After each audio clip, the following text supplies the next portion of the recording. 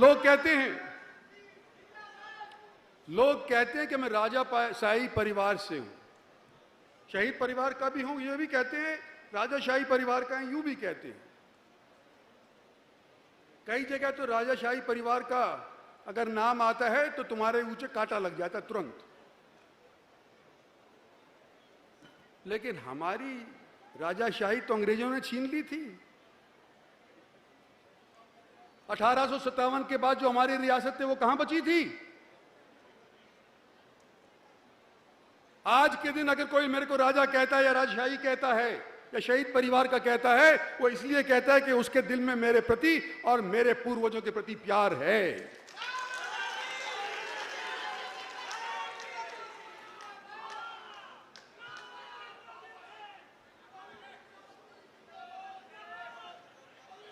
मैं 5 बार एमपी बना हूं, 4 बार एमएलए बना हूं, हरियाणा में कोई और नहीं बना अभी तक। अगर मैं गलत होता तो मेरे को बार बार लोग चुन देते क्या? और आज आपको मैं यूं कहना चाहता हूं कि 40 साल मेरे को हो गए राजनीति के अंदर, 40 साल मेरे बाप को हो गए थे राजनीति के अंदर, उससे पहले उनके बाप को हो गए थे।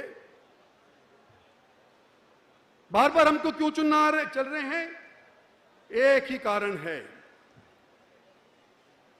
कि हम जनता की आवाज उठाते हैं। एक ही कारण है कि जनता के साथ हम दुहात नहीं करते। एक ही कारण है कि बार बार लोग आज के दिन भी कहते कि इंद्रजीत सिंह आप लड़ो और अपनी बेटी को भी लड़ाओ, लेकिन पार्टियां फैसला करती है नहीं लड़ाया।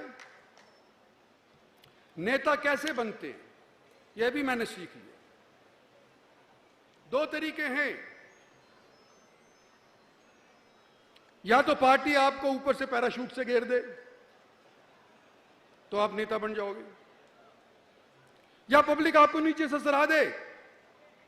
1 बार नहीं, 2 बार नहीं, मंत्री तो बन जाओगे, एमएलए भी बन जाओगे, हार भी जाओगे और फिर भी दोबारा बन जाओगे। कई बारों के बाद जाकर के कोई लोग नेता बनता है जब पब्लिक उसके पीछे खड़ी होती है। क्या क्या दिक्कतें होती हैं मुझे ही पता है।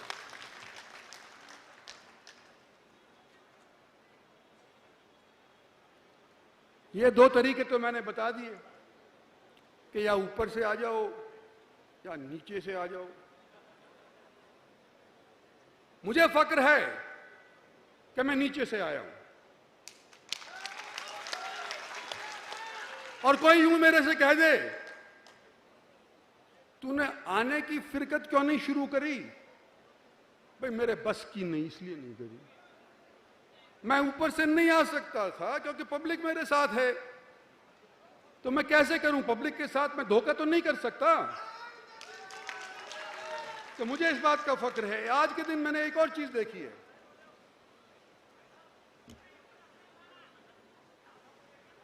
गाली गलोच जो चढ़ रहा हो उसको गाली गलोच करो। कुछ साथी हमारे मीडिया के उसका साथ दे देते हैं, अखबारबाजी हो जाती है, उसका नाम छप जाता है, मीडिया के अंदर आ जाता है, वो नेता कहलाने लगता है।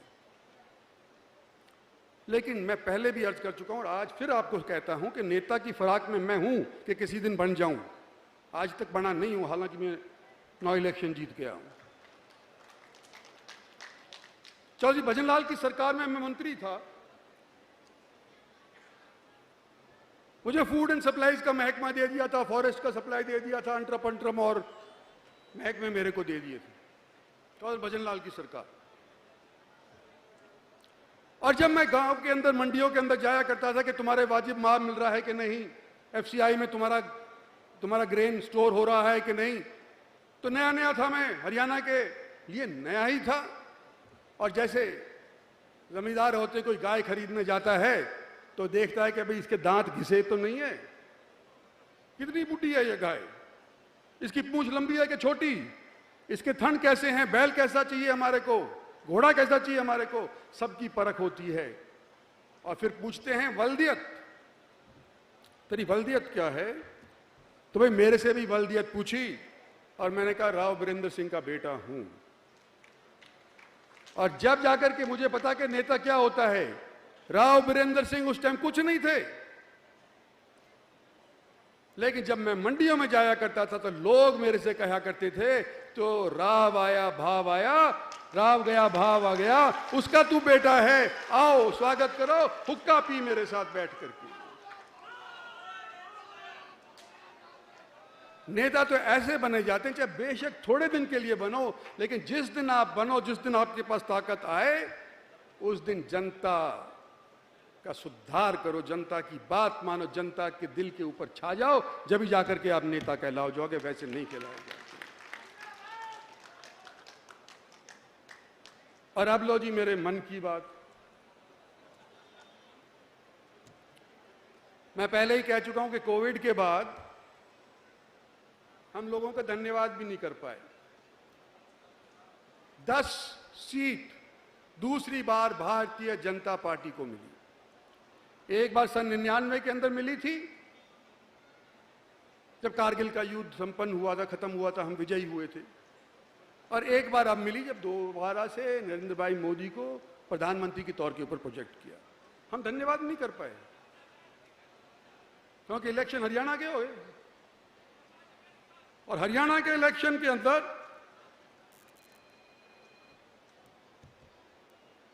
जितनी हम सीट उम्मीद करे थे, 75, 90 में से 75 सीट नहीं आई। 4 महीने के अंतर के अंदर कहां 100% रिकॉर्ड था हमारा रिकॉर्ड घट करके 50% भी नहीं रहा। तो पहली बात तो मैं कहना चाहता हूं अपनी पार्टी से, और धनखड़ साहब का मैंने पहले ही कहा, बड़े सहनशील है। मैंने देखा है, ऐसे सहनशील नेता नहीं होते तो वो पार्टी नहीं चला सकते। हरियाणा है, ये ऐसा वैसा प्रांत नहीं है। हरियाणा के अंदर भी धाकड़ लोग रहते हैं, कई जगह के अंदर रहते हैं, अपने आप को 30 मार का समझते हैं, और उनकी सुनी नहीं जाएगी तो आपे से बाहर भी हो जाते हैं। तो धनखड़ साहब सहनशील है बहुत, उनका मैं कुछ याद करूँ, मैंने देखा है छोटी मोटी पार्टी की मीटिंग जो होती है, कोर ग्रुप वगैरह बोलते हैं, उसके अंदर होती है, देखता हूँ कि बाद में मेरे को गलत ना समझा जाए। मैं स्टेज से एक बात ये पहले पार्टी को कहना चाहता हूं कि मैं भारतीय जनता पार्टी का एमपी हूं, मैं नरेंद्र भाई मोदी की सरकार का वजीर हूं, और अब तक मेरा इतिहास है कि जिस पार्टी में मैं रहता हूं, जिस थाली में मैं खाता हूं, उस थाली के अंदर मैं छेद नहीं करता। ये पहले ही स्पष्ट हो जानी चाहिए बात, कि लोग कहें कुछ कोई बात के अंदर। और दूसरी बात मैं यूं कहना चाहता हूं पार्टी को, और धनखड़ साहब को तो क्या मैं कहूं, ये तो मेरे साथी हैं। आपके बीच के अंदर कुछ संघ वाले भी बैठे होंगे, आपको पता नहीं, हो सकता है आपका पड़ोसी हो, जो रिपोर्ट करेंगे कि इसके ऊपर क्या हुआ। तो भाई मैं डबली सेफ होना चाहता हूं कि एक तरफ तो धनखड़ साहब कहें, एक तरफ से वो कहें, कहीं ऐसा ना हो बीच के अंदर मेरी बात बरगला दी जाए और खराब कर दी जाए। मैं क्या कहना चाहता हूं पार्टी से, कि मैं इस स्टेज से कुछ नहीं मांग रहा। कोई सोचे कि ये इसलिए इसने करी है कि कुछ चाहता होगा, कुछ नहीं चाहिए। सिर्फ शहीदों को नमन करने के लिए आज के दिन स्टेज के ऊपर आया हूं। पार्टी से मुझे आज के दिन बहुत मिल रहा है, मुझे पार्टी से और कुछ नहीं चाहिए। एक चीज के ऊपर मैं अड़ सकता हूं,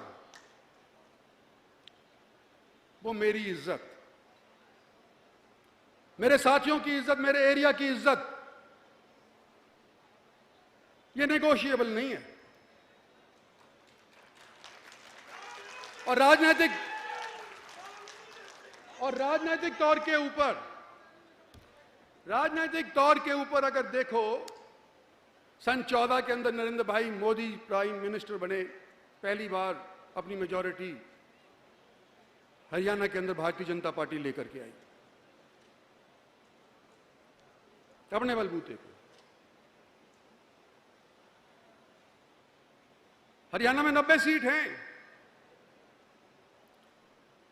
हम 47 के ऊपर ही क्यों सीमित रह गए?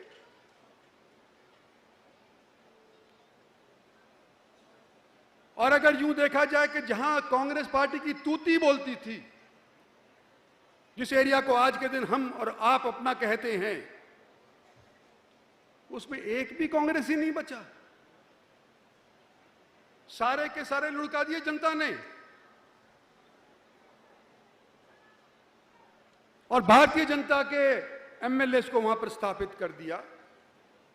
तो ये हमारा आपका मिलमा क्षेत्र है, जिसके सहयोग से और नरेंद्र भाई मोदी के आशीर्वाद से पहली बार सन 14 के अंदर ये सरकार हरियाणा के अंदर बीजेपी की बनी।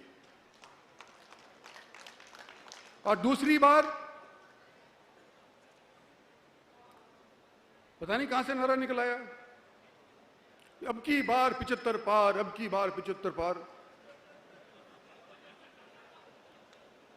हम भी गफलत में मारे गए कि भाई 75 तो क्या ही 80 पहुंच जाएंगे, परिश्रम करने की जरूरत ही नहीं, घर बैठो जीत जाएंगे। तो भाई हम अहीरवाल से बाहर नहीं निकले। और नतीजा क्या हुआ कि अहीरवाल के अंदर भी जो 2-4 सीटें थी पहली दिवाई थी, उनमें भी घाट हो गई। रेवाड़ी जैसी सीट जो हम जीत सके थे, भाई जयचंद ने हरा दी, हमारी पार्टी के लोग थे, उनको इनाम भी मिल गया।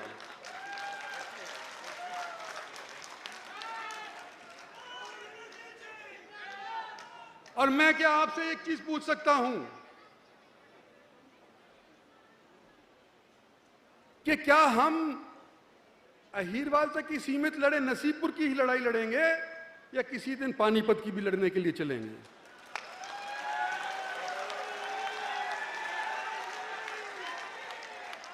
जो कहानी हम सोचे थे तो हुई नहीं, जो कह रहे थे करेंगे उनसे हुआ नहीं, तो हम उनका योगदान करने के लिए बाहर हरियाणा से निकल के चलें कि नहीं चलें?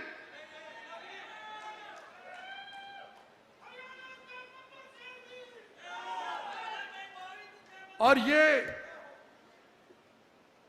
जो 2 सरकारों में हमारा योगदान है, नरेंद्र भाई का आशीर्वाद है, सरकारें बनी हैं, अभी 3 साल बकाए, 3.5 साल और बकाए हैं। एक सवाल और करना चाहता हूं कि जितनी हमने योगदान दिया, क्या उसका वाजिब इनाम हमारे को मिला? मैं नहीं पूछ रहा, ये मैं आपके विवेक पे छोड़ता हूं, इसका जवाब नहीं चाहिए मेरे को, ये मैं आपके विवेक के ऊपर छोड़ता हूं। और मैं यूं कहना चाहता हूं, जैसे मेरी बेटी ने कहा, घर में देर है अंधेर नहीं, ऊपर वाले नहीं।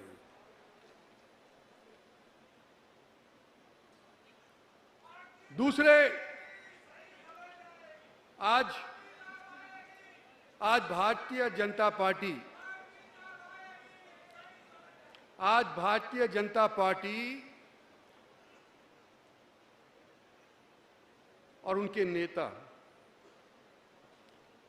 थोड़े से क्षेत्र के अंदर ही सिमट करके रह गए, हमारे वाला क्षेत्र के अंदर। और हम प्रयास करेंगे, जहां अही रेजिमेंट की करेंगे, वह मैं आपसे अभी से अनुरोध करता हूं कि हम मिल करके यूं कहें कि भाई किसानों से भी बात करो। बात नहीं बनेगी, करनी चाहिए।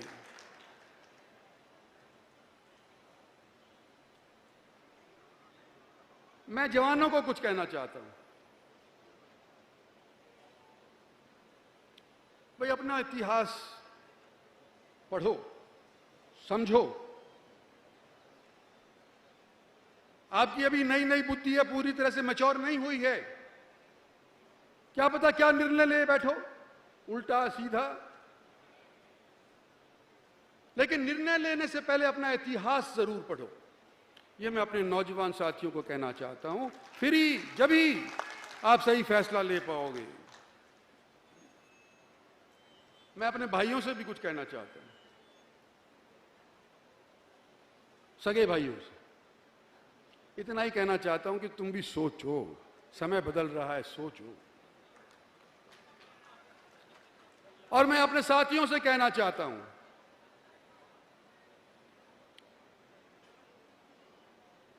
मैं जनता का सिपाही हूं, फौजी का बेटा हूं, और मैंने अपना ईमान नहीं खोया है अभी तक।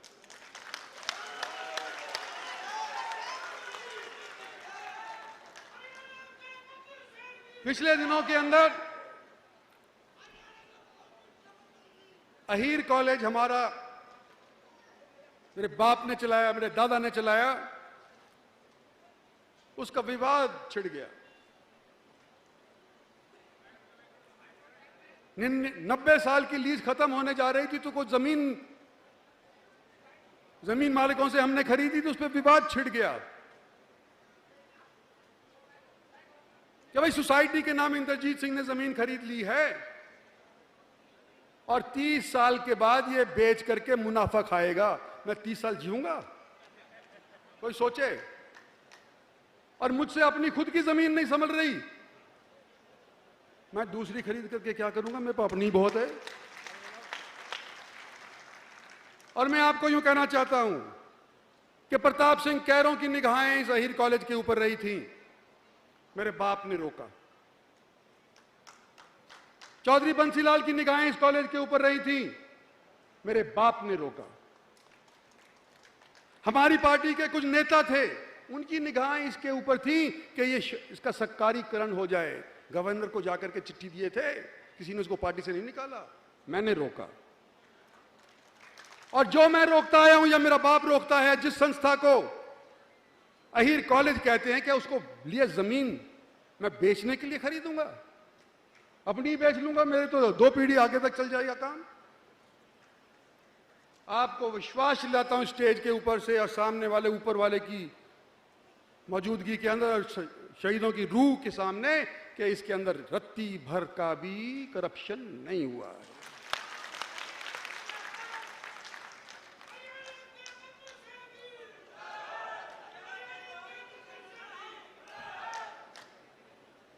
मेरे दुश्मन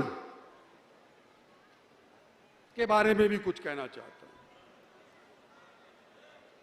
अगर अपनी जिंदगी में कोई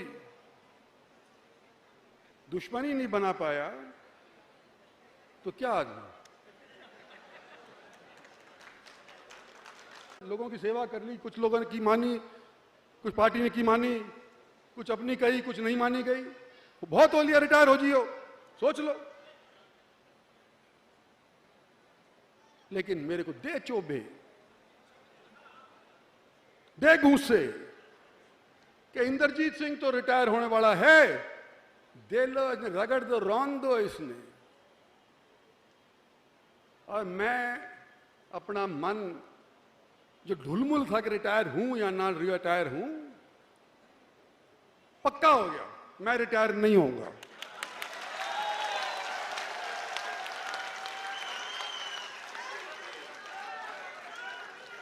आखिर क्यों? आखिर मैं रिटायर क्यों हूं? सेहत से दुरुस्त हूं, ना मेरे को कोई मेंटल प्रॉब्लम है, ना मेरे को ब्लड प्रेशर है, ना मेरे को मिर्गी आती है।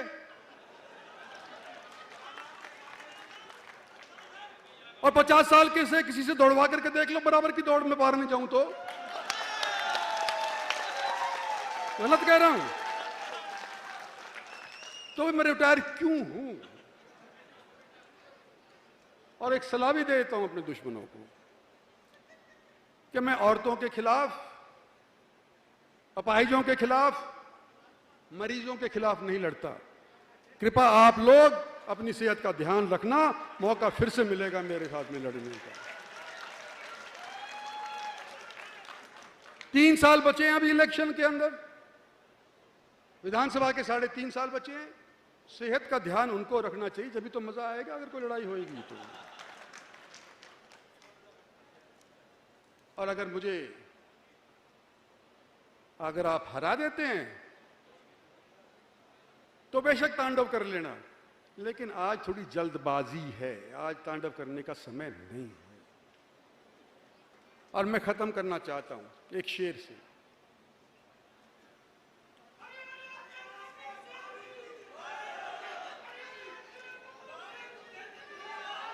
नटवर सिंह जी मेरे दोस्त नहीं, मेरे गाइड थे, समझ लो। भरतपुर के शाही खानदान से रिश्ता रखते थे, और जब मैं पहली बार मंत्री बना, विदेश राज्य मंत्री बना, तो वो बड़े मंत्री थे। मेरे घर भी आए, गिर भी गए, चोट भी लगी, टांका भी लगा।